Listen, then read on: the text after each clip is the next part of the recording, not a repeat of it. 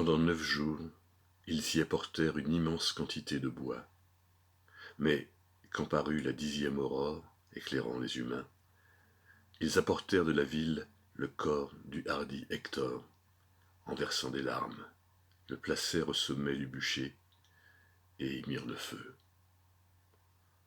Puis, quand parut, fille de la brume, l'aurore aux doigts de rose, autour du bûcher de l'illustre Hector, le peuple se réunit. Quand donc ils furent réunis en assemblée, d'abord ils éteignirent le bûcher avec un vin flamboyant, partout où avait gagné l'ardeur du feu. Puis, les os blancs furent recueillis par les frères et les compagnons en pleurs, et de grosses larmes coulaient sur leurs joues.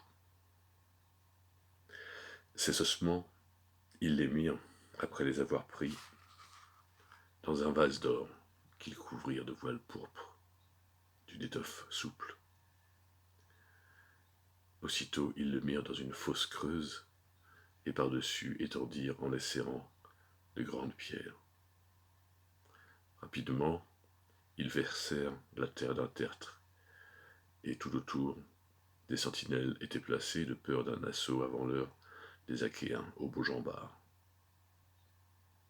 Ayant amoncelé la terre du tertre, ils se retirèrent.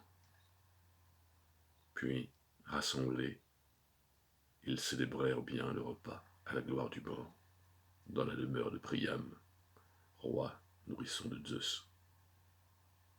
Ainsi accomplirent-ils les funérailles d'Hector, dompteur de chevaux.